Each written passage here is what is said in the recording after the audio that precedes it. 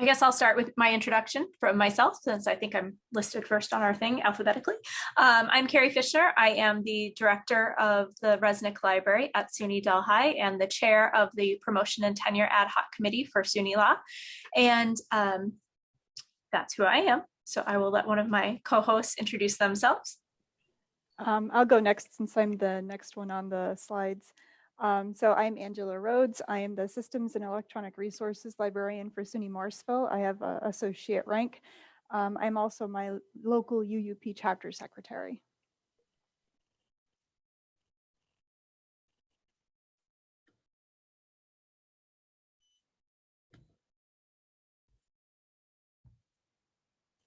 I guess I'm next. Sorry about that. I'm Carrie Thomas-Whiteside. I am the chair of the North Campus Library at SUNY Erie. The main areas I cover are assessment and acquisitions for our campus. And I am the library's union representative for our union, which is FFECC. And I'm Jennifer DeVito. I am the Director of Access and User Services at Stony Brook University, and I'm a member of the SUNYLA Promotion and Tenure Committee. And I'm April Davies, and I'm just here in support and backup role, so I'm not even bothering to turn my camera on, especially since I didn't bother to brush my hair today. But anyway, I'm from SUNY Cobleskill. I'm Associate Librarian, and I'm Head of Technical and Public Services. I'm Dan Harms. I'm from SUNY Cortland. I'm also here in a support role. I'm Jamie Dangler, and I'm UUP's Vice President for Academics, and my home campus is SUNY Cortland, so I'm Dan's colleague there. Thanks for having me.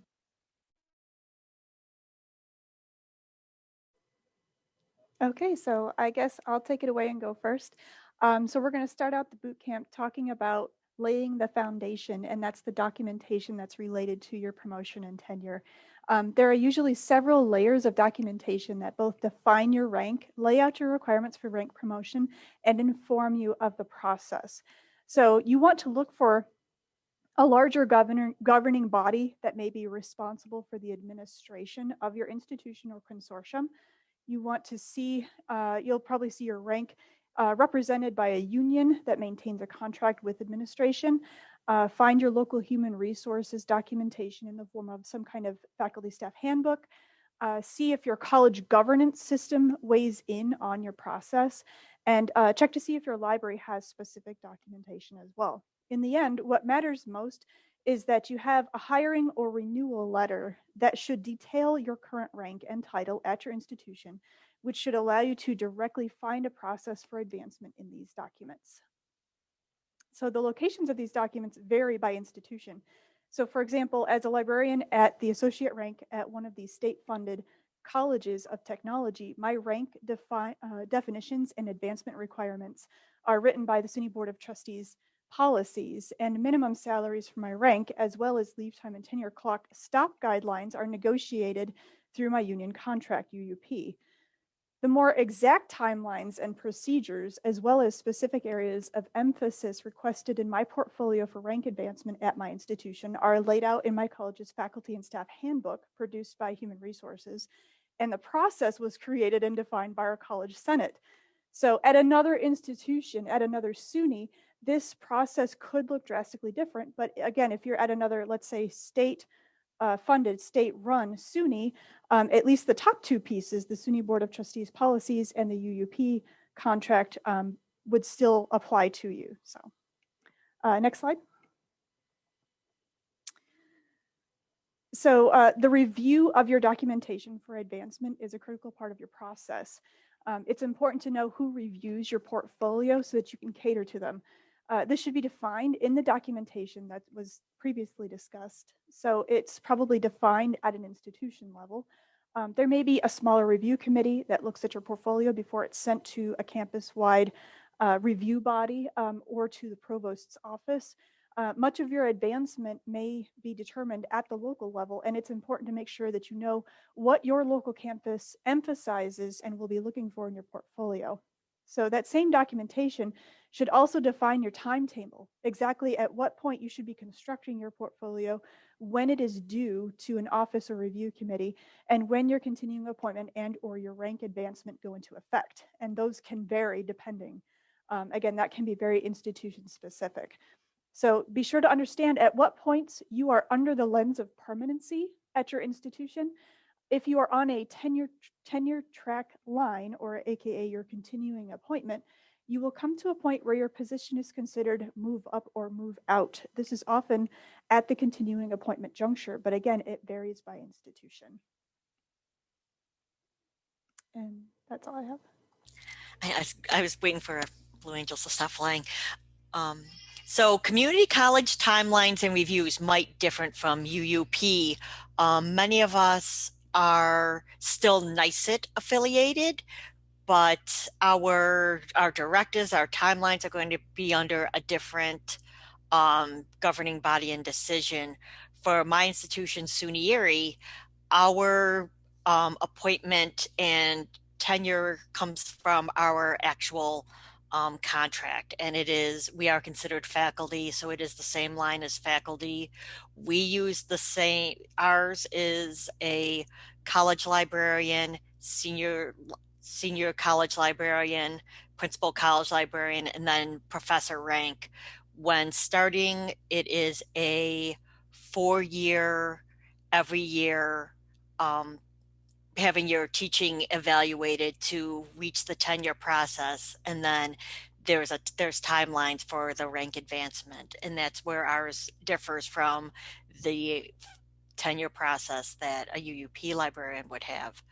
But some of the things are the same, and that is that we are required also to have a portfolio.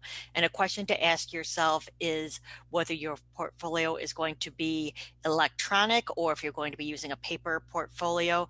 We were primarily paper-based up until obviously the pandemic this year, which is the first time we moved to more of an electronic.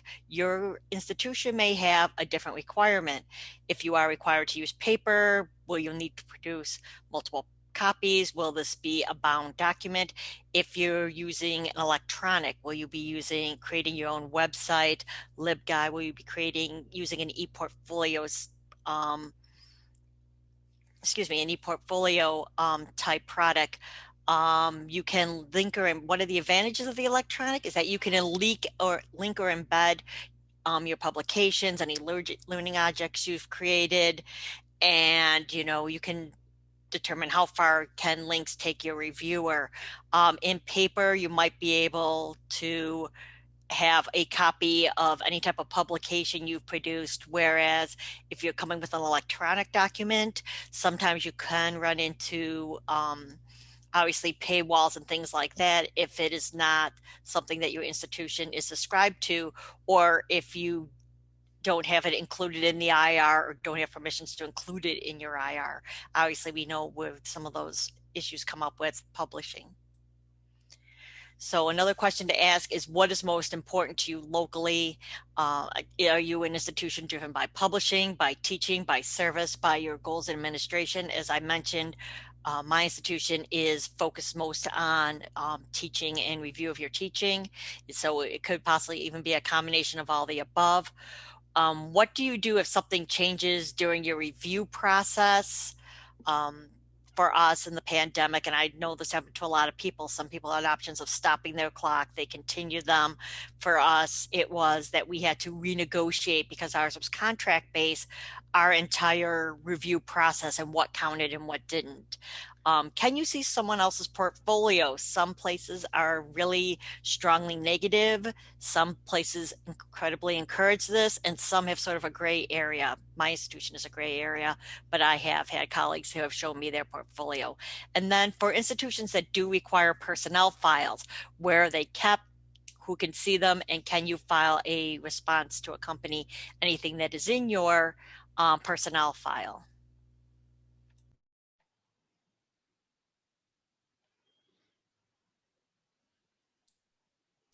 Dan, did you have something? I thought I saw you. I had something very brief on the previous slide, just about what do you do if something changes during the review? Another thing to think about is what, if say your article's in press and then it gets published, while the review process is going on, or if you have additional documentation you want to add, is there a process for that?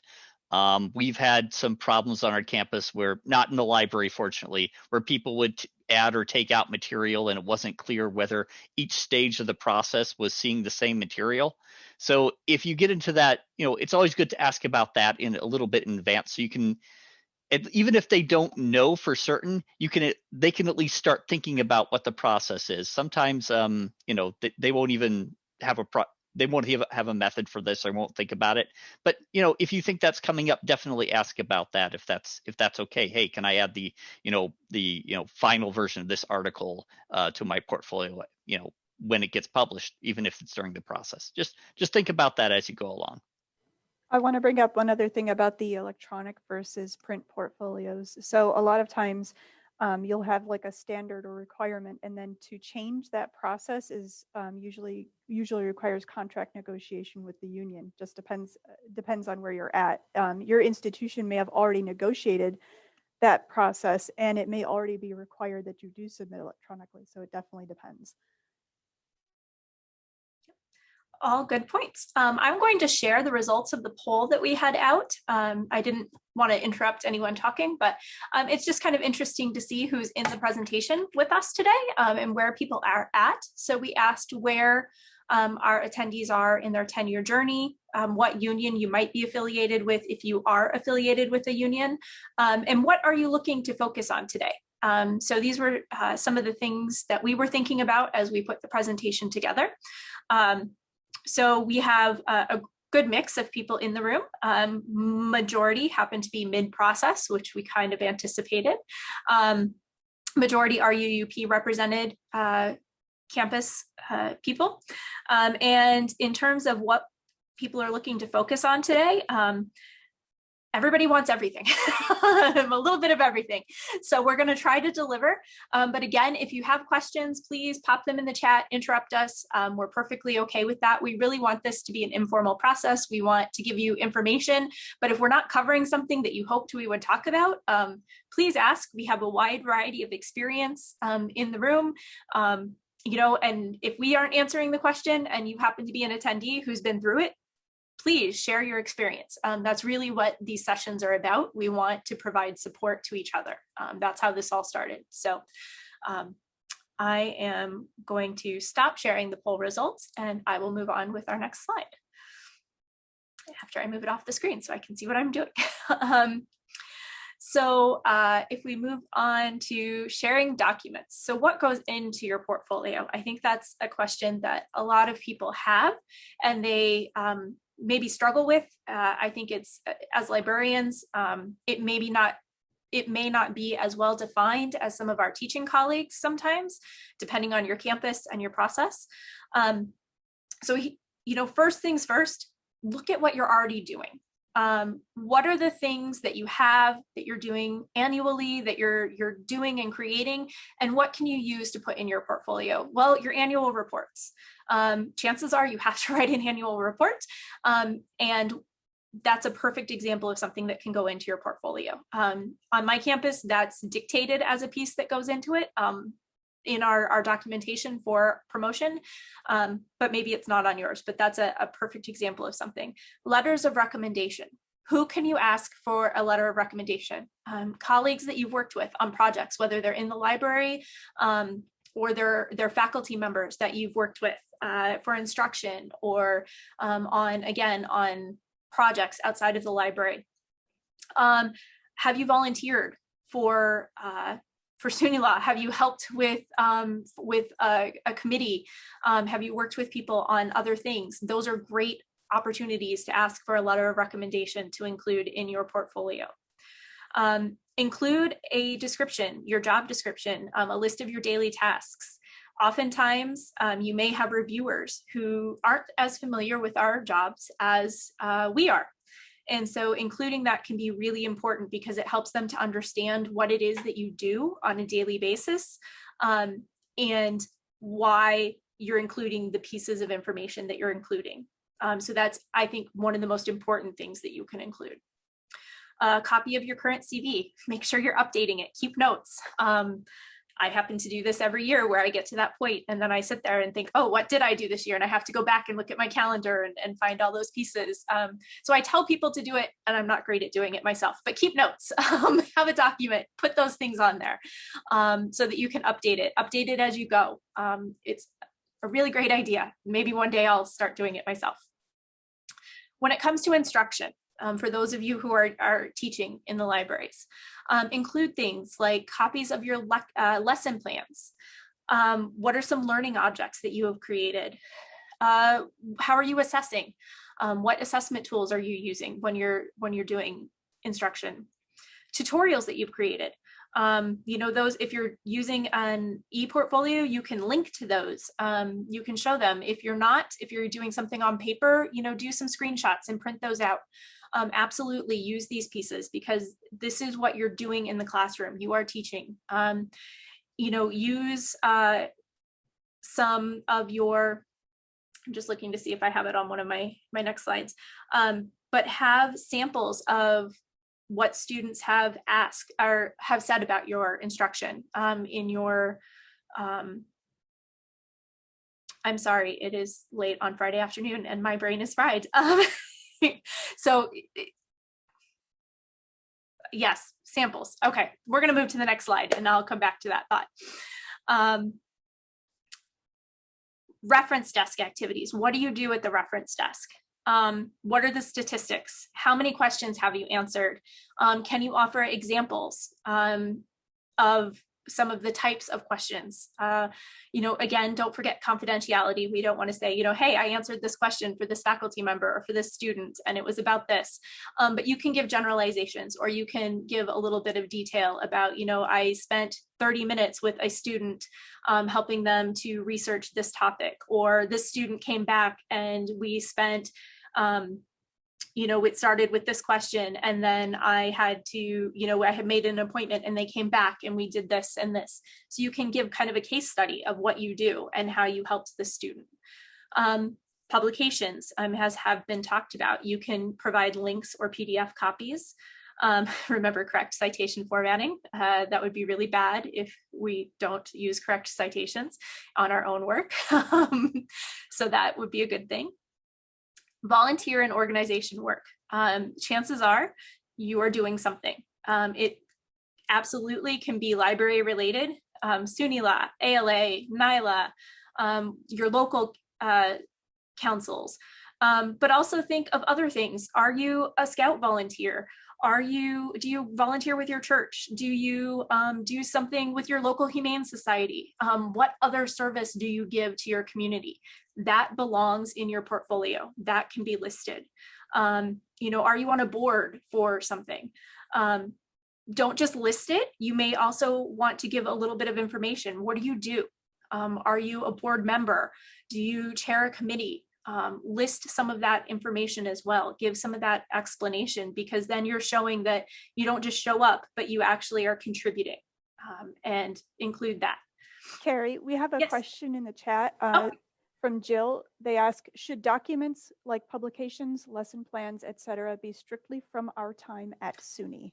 So this is going to depend on your documentation and the requirements of what you're applying for. Typically, what I've seen is that it will be from promotion to promotion. So it will say you can do it from the time of your last promotion. So that's going to depend on, were you promoted between, did it occur prior to your last promotion? So if you've just come into SUNY and you haven't used it yet in your documentation, then I'd say use it. If you've had a promotion and now you're going for a second promotion, you probably won't be able to list that or include it. So it really is going to depend on that information or that documentation, those requirements. I would say definitely ask about it. It may differ. I think it's slightly different for us for promotion and for continuing appointment. Sometimes continuing appointment is being seen as kind of assumative, like for your whole career, even before SUNY. I would definitely ask, especially if you have something that happened before you came to SUNY that you're really proud of, and you want to make sure that you get it in there.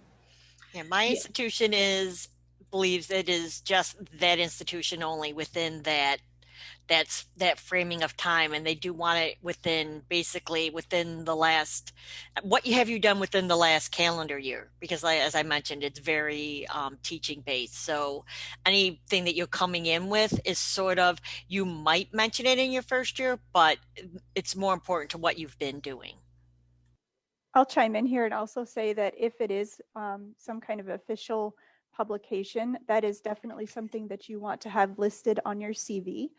And then, so even though you may not be able to list it specifically as part of your advancement, it would be listed as part of your sort of career in terms of what you've produced.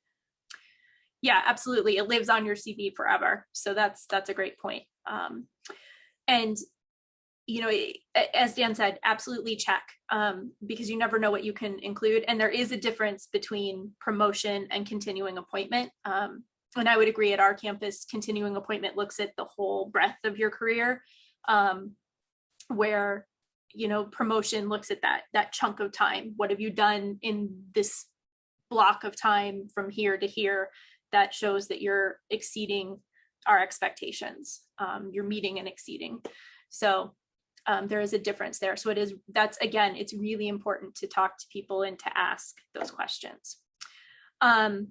So websites and electronic documents, if you've created these things, include those links. You can include the addresses, make sure that there's clear credit. You know, if it's possible that it clearly shows that you were involved in it, in the creation.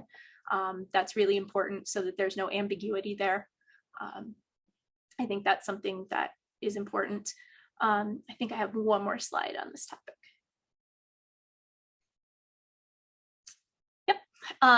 So, you know, we've talked a lot about kind of the instruction side, or the outreach, but the system side, how do you show what you're doing?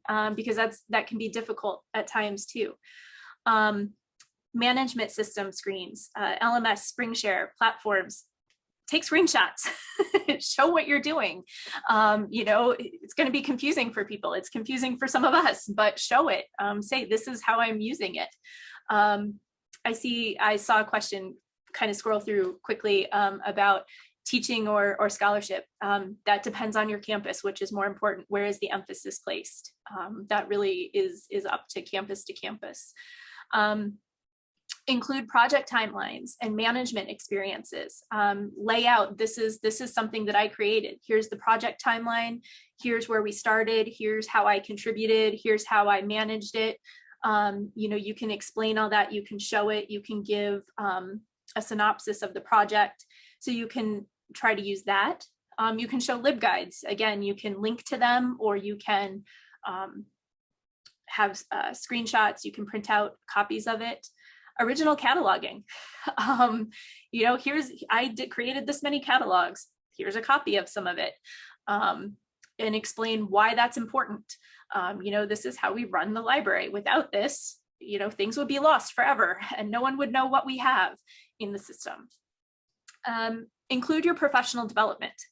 What certifications have you earned? What workshops have you attended? Conferences, webinars. This all goes to show that you're continuing your education, that you're engaged in the profession, that you're participating. Have you contributed to these? Have you presented? Have you been a speaker? Have you moderated? Make sure that you're noting those things on there as well, because again, it's showing your engagement in the profession. So I think that's also really important. And then as you're year to year, as you're going, it's important to review these. Don't just wait until the time that you have to turn it in. Review it, go and look at it, you know, halfway through the year. What's missing? Look for those pieces that you're like, wow, I have a lot in this column, but I don't have very much here. And look for ways to fill that gap. That's really important. I see, do many libraries have their own criteria document for faculty librarians, or do you depend on a campus-wide criteria? It's campus to campus. And this is something that there have been a lot of discussions about, I would say, in the last few years. But again, it's similar to, you know, on the faculty side, we have the SUNY document. we have the UUP document if you're a state campus, and then each campus can lay out their own promotion guidelines. So most campuses then, figure out what they're doing.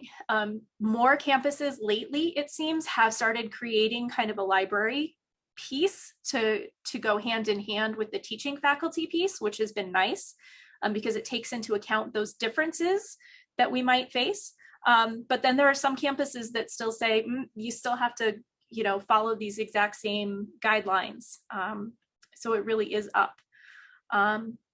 April's added some other tech services documentation, which is great, which include things like authority records. I'm going to just pronounce these SACO and NACO proposals, subject heading cleanup, reclassification projects, systems, troubleshooting reports. So all these things that you're doing absolutely should be included.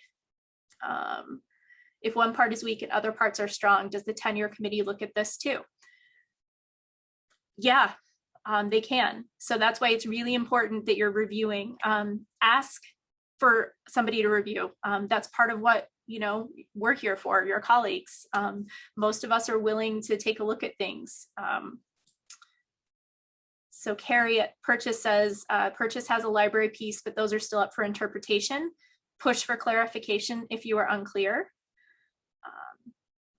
And Dan has answered AJ that they should be, yes, I'd encourage you to speak to your colleagues about concerns. A good library will work with you to make sure you're ready. So we're really lucky that we actually do have a contractual library piece that is actually completely separate from our teaching faculty piece. And in most ways that has been good, except for this year, because as I mentioned before, everything had to be renegotiated. So as you probably know with unions, with the union and UUP, I'm sure is no exception, is the teaching faculty sort of gets their things pushed a little more than librarians, even though we are considered faculty. So where the teaching faculty had their changes negotiated in fall 20, we got ours about 2 weeks before they were due. So that sometimes having that extra librarian piece is great until it's not. So this is sort of, I would say, where the best thing to do, as Keri has mentioned time and time again, really be on top of your documents so that in case you do have to do it at the last minute, you're prepared.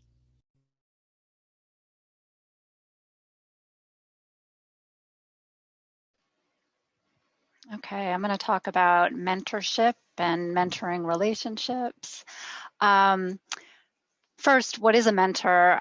Actually, there was a really great lightning presentation by Jamia Williams and Tawana Hodges just before this, really talking about how mentoring is a mutual relationship. It should be beneficial both to the mentor and the mentee.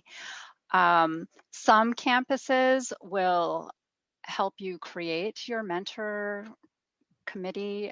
Others may leave it to you. So finding a mentor, some of the things that you should think about: first, consider your own goals. Don't reach out to people if you don't have a clear sense of what you're looking for and how you want to get there. And then you can reach out to potential mentors and explain to them what you're looking for and the kind of guidance that you'd like. You should want a mentor who has an approach or values that are similar to yours. You don't really want somebody who, I don't know, advocates, sliding things through that really shouldn't, or, it's just not, or works at the last minute, or isn't responsive. Know what your needs are. If you're looking for somebody for a relationship that's has a lot of communication and a lot of support, you've got to be clear with that at the outset. Think about when you're looking for a mentor, people whose work you admire or whose professionalism you admire and their work style, and then reach out to them. Use LinkedIn, use professional associations like this. Look for people who are in jobs similar to your current one or the one that you would like to have. And then something that I read recently about mentoring is when you're looking for a mentor, don't come out bluntly and say, hey, will you be my mentor? But instead kind of look into the person, do research about the person, and then explain what you're looking for in the relationship. You know, hey, I really admire your research in this area and I'm interested in it as well. And that kind of opens the door for a more mutually beneficial relationship. And then the mentoring relationship, you should really think of it as a business friendship. It's going to be informal most of the time, but it should be professional. It definitely takes work on both sides. As a mentee, you should show interest in the discussion, come prepared, know what your goals are, and actually do the work to get there. Again, identify your career goals, what you need to do to be where you want to be. Come to an agreement with your mentor about when to meet, how you're going to meet, whether there's going to be communication between meetings, expectation for the meetings, and the mentorship in general. And this will avoid some misunderstandings if you're expecting more communication than your mentor is able to, or support than your mentor is able to provide. Or if your mentor is constantly checking in on you and you start to feel pressure and just feel like it's more harassment as opposed to guidance. So be honest and open with what your expectations are and expect that from your mentor. I'd like to just add something going back a little bit up to an item I added, which was with regard to that. There may be libraries out there that will assign you a mentor who is also in your direct line of reporting. I would say there may be libraries that are particularly small where that might be the case. In general, in terms of workplace mentoring, it's not recommended. Just, if you feel like this is something that somebody is doing to kind of, make sure that, you don't get ideas from anybody else or something like that. It might be, you don't have to tell anybody you've got mentors. You could actually go outside. If you're feeling like the mentor I'm assigned by my institution isn't working out, but I feel like, maybe, I need to get some other perspectives. It's okay to just say, I'm going to get this mentor over here and not, advertise it to anybody or something like that. You want to think about these, making sure that's going to be a good mentor for you as well, and going through this process too. So, it's figure out, maybe different people work for different parts of your career, different sections of it. And so, you can spread out that mentoring responsibility a bit. Yeah, that's a great point, Dan. And you don't have to have just one mentor, as Dan said. You may have mentors for different parts of your career at different times in your career. And just to kind of follow up on what Dan said about, if your supervisor is your mentor, that's already a different type of relationship. So if that is the one that you're kind of told to be in, I think it's really preferable to find somebody else to kind of supplement that, because the mentoring relationship is a little bit different. It's more guidance than supervisory. And that's, I would just add that, that one of the best things that a mentor can teach you, especially if you're coming from outside the academic library sphere, which a lot of people are, this is our second careers, that mentor can also help you walk through, how do I get along with my supervisor, and, how can we work together better? Right. So next, for people who are being a mentor or interested in being a mentor, some of the things that you should do is really make sure that you're clear on your mentee's goals. I'm mentoring somebody at Stony Brook right now who was already well along in their tenure process and really doesn't need a ton of guidance, but needs a sounding board every now and then. And so that's different from someone else who's mentoring somebody who's new, who is, still trying to figure out where the documentation is and how to meet certain standards and, fill certain criteria. A mentor should be supportive, offer feedback from your own experience, ask questions. Listening is super, super important. Use your own experiences, have clear expectations and communicate them with the mentee, again, on when to meet, what the mentee is expecting and what the mentee's goals are. And also, I think an important job of a mentor is to help the mentee build their network, be willing to connect them with someone else. What was mentioned in the lightning talk earlier was, sometimes as you're working with somebody, you realize that, I'm not the person for this mentee. I know somebody who's better. And so be willing to pass them off and help build a network. And going back to, you don't have to have just one. Part of building that mentoring relationship is building your professional network and having kind of guidance and support in the profession. So as you're moving on, you can do the same, and you're building a network and helping others build their network. And I think that's all I have on mentoring.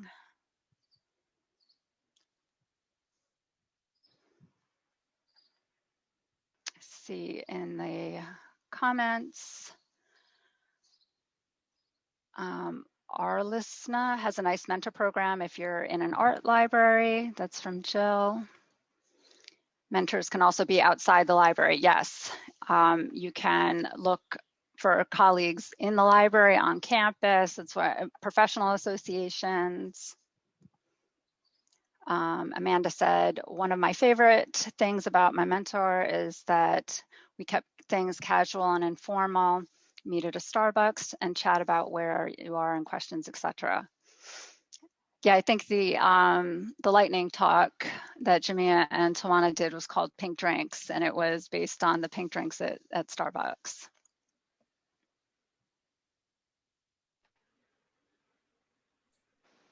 I think I can jump in and take this slide. I don't think this is assigned to anyone formally.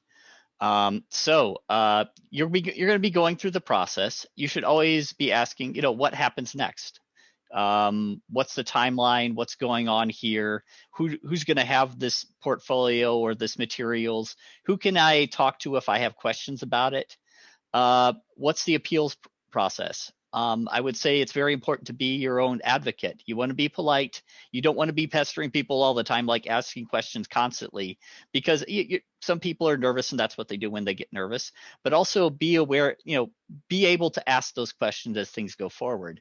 One thing that we had at our campus is we would sometimes have situations where someone in a higher level office would just sort of forget to look at the portfolio or forget that the timeline, and this was often kind of problematic for tenure track people. They're like, if this is up in some higher up's office, I don't want to be asking a question about that. And maybe that's something where maybe you don't want to ask directly, but you find a way to get that information and maybe prompt that person a little bit to meet the deadline indirectly.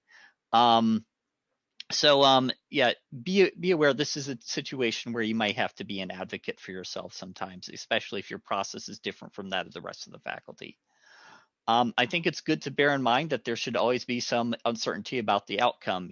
You probably may have some idea going in as to where you're going to show up, but part of the process is the fact that there is a process.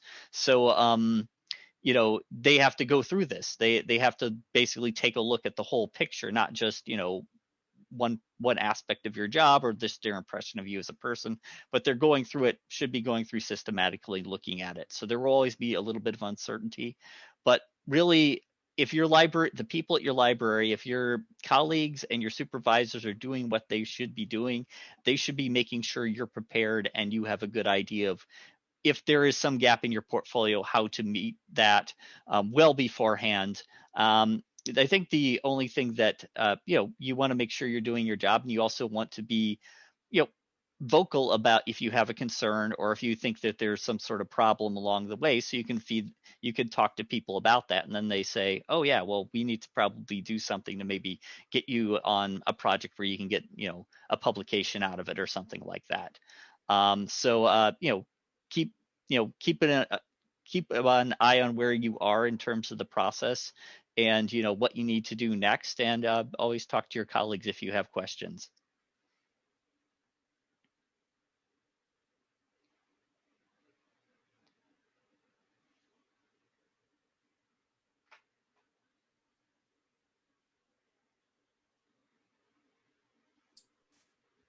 Does anyone have any questions at this point? And we're gonna set up some breakout rooms momentarily to focus on kind of specific informal discussions. Carrie, I see your hand up. I have an interesting question.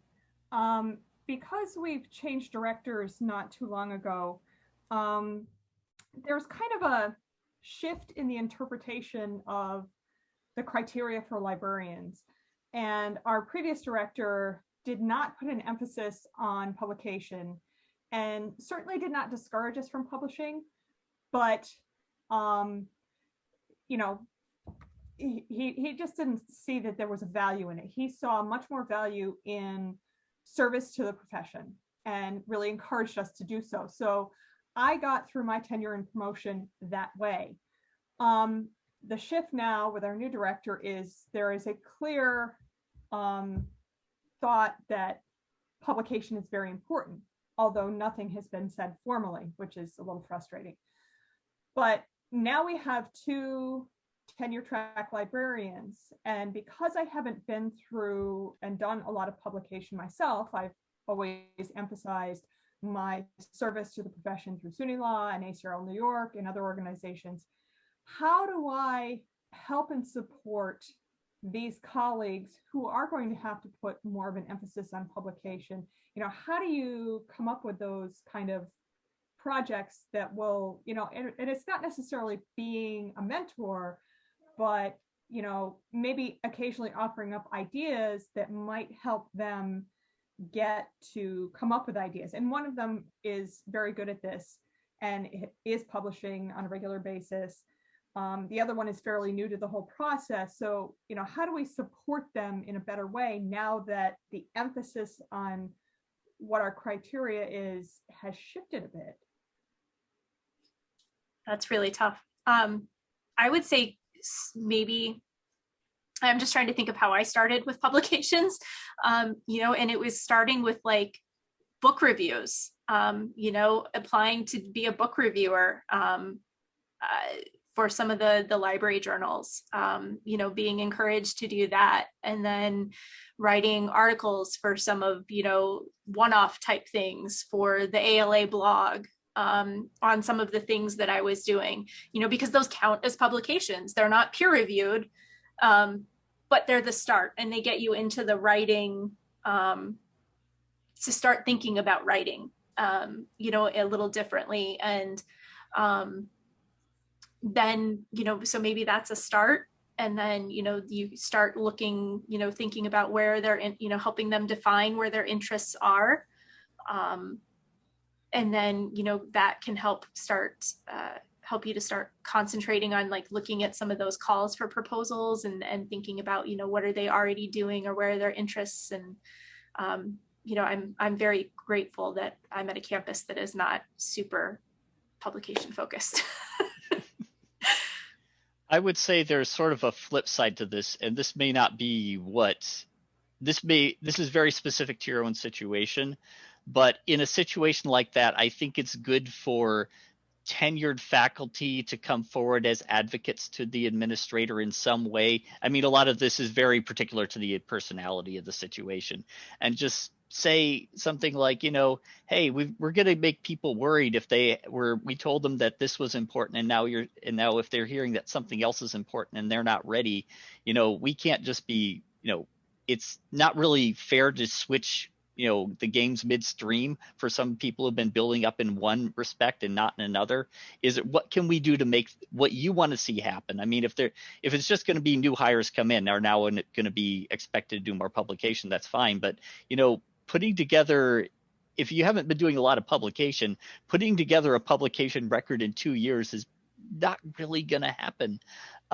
So, I don't know what the solution is here, but that's something to think about. That's, that sometimes I think that it's good for tenured people to go to the administrators and just kind of say, have you thought about the impact maybe of what's going to happen here? And because we want to keep these people, and hiring is expensive, and we want to make sure we're keeping these really great people here and not scaring them off. So that's a I really don't good know. point, Dan. That's an excellent point. And the two we have tenure track are actually very early in the process, so it's not problematic for them.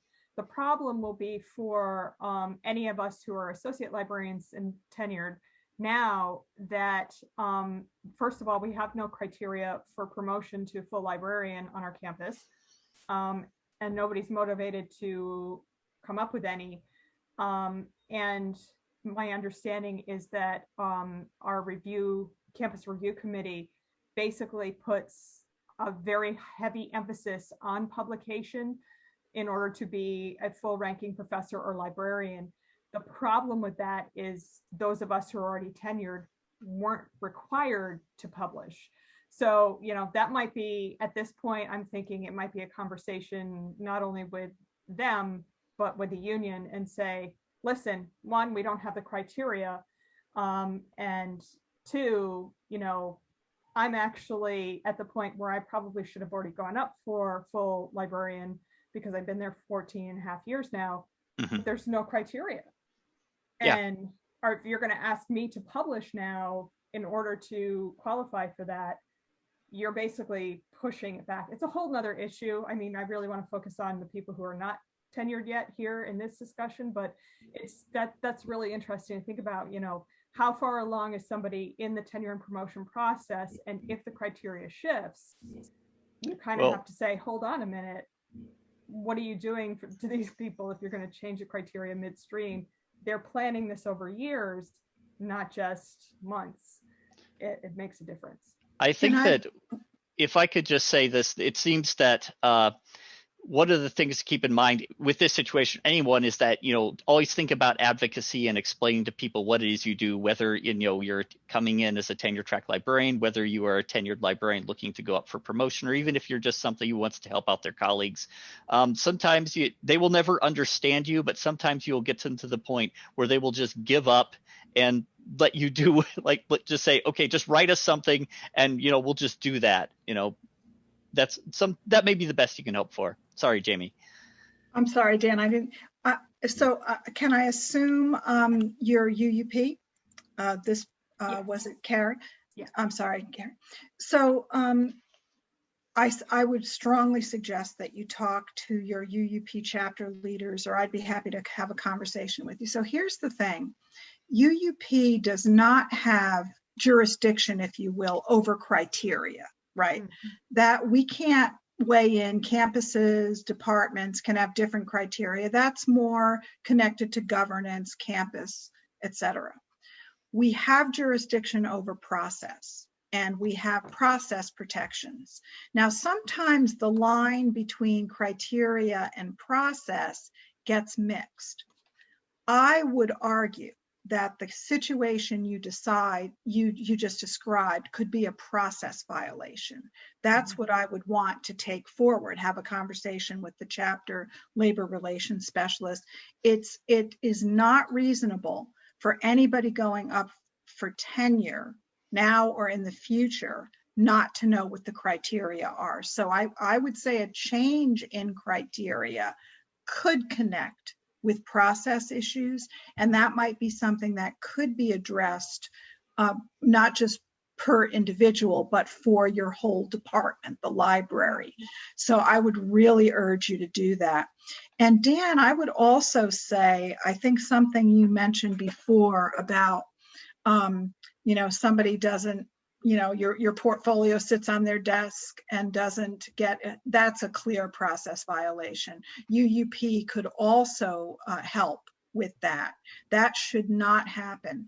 And I know, even at Cortland, Dan and I are from the same campus, that might be more rigorously enforced in some departments, in some areas than others, even in some schools. You know, we have three schools within our college than others, but that is a clear process violation. So trying to deal with it informally is always the best, you know, start, because you might be able to get it settled immediately, but I would not let that go. That should not happen.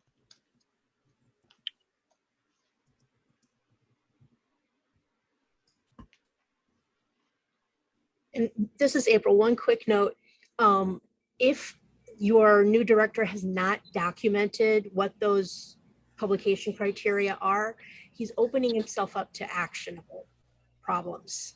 Because if those people that are coming up say, but I wasn't told this isn't written down anywhere, they have a leg to stand on. And you don't want to open yourself up to that. And two, I would look at how is publication emphasized elsewhere on your campus?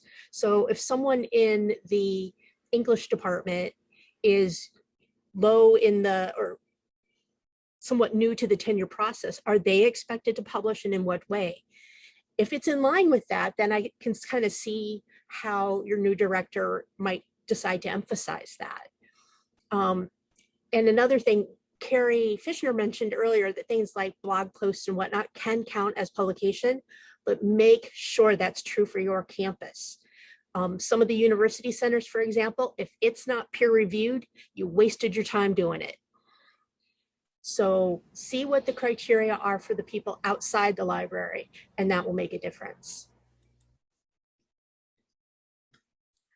I just opened the breakout rooms. Everybody's kind of been assigned to one because I clicked the wrong thing. So feel free to move to the correct room that you want to go to. You should have capability to do that. So their rooms are named. And what we'll do is we'll come back. We'll get a reminder to come back to the main room a few minutes before our session is set to end. So pop in, and there'll be some informal discussions. Out of curiosity, when you look at the picture for me on the screen, are you seeing a brown hat or a hand holding a little brain? Hand holding a brain. Yes, hand holding the brain. Okay.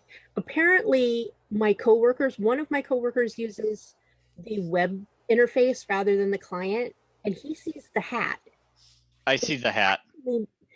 The hat. I'm on a laptop, but I think I'm in the app though. Yeah, I'm in the app on my laptop, and I think it might depend on what version, because my profile picture is actually the hat. But I log in with my Facebook credentials, and my current Facebook profile picture is the brain. So it's just interesting to see what people see. In a meeting I was in the other day, someone was going, "What is that picture? I don't know." And someone started to explain that it's a little brain. And he says, "No, that's definitely not a little brain. It's brown and it has stripes." Like, okay, you see the hat. I think I'm going to try see if I can find a way to make more variations, just to keep things interesting.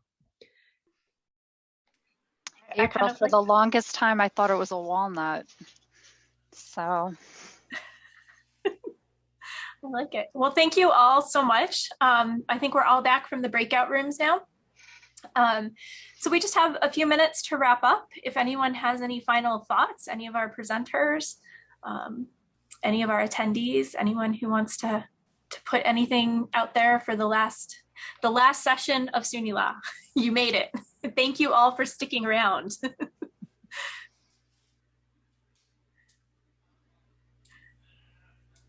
Do we win a prize?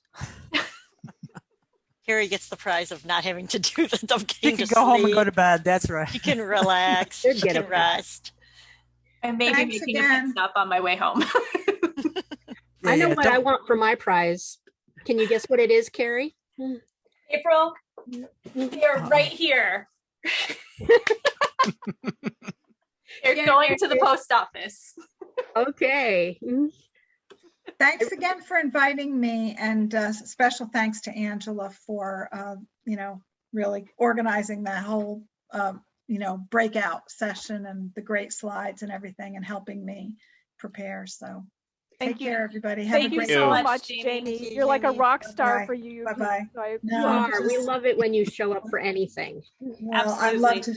I love to do it. And again, I'm going to start crying. Every time I do a last thing, I'm going to cry, but I'm not crying right now, but I probably will because I've got one more month or a little bit more than a month and it's going to be really You're hard. retiring? Yeah. Oh, Oh, congratulations. I both am happy and sad. Yeah. You're a Yes. real loss. It's sad for me. I'm going to miss everybody except I'll see Dan at my Yeah. chapter all the time. He's going to say, oh, why'd you let her come back? But I'll be on the chapter board and working with my Cortland colleagues again, but I won't be, but I'll be a retiree. So it's a new phase.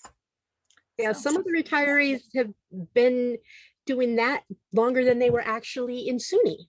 That could be. I hope that's not going to be me, but I will step aside and let others, move in. But right now, I got to transition a little bit, and so I will be participating in my chapter for a while at least.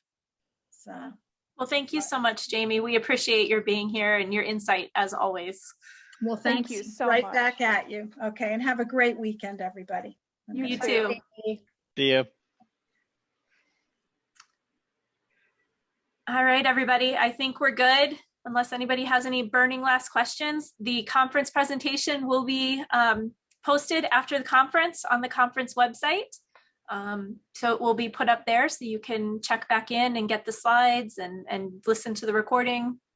Our contact information, things like that. We didn't add a slide with that, but we probably can.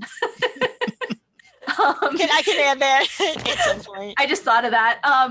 But please feel free to reach out to us, anyone, if you have questions. We hope that you took something away from this, and really that's what we're here for. We just want to make sure that we're supporting each other. And if anyone wants to join our committee, please send me an email and we'll get you added to our group, and we'll keep this going. So thank you all. Enjoy the weekend. Thank you for coming to SUNYLA 2021, and we hope to see you next year at Farmingdale. In person. In person. Thank you, everybody. Thanks, everybody. Bye. Oh, I was going to thank Angela. Like, she did it. She did it. I didn't want to yell at her. And Angela did it. Did it so much. Well, so did you. Thank you for setting up the slides. No I problem. slacked on this one. You had a lot going on. So it's no problem. That's still no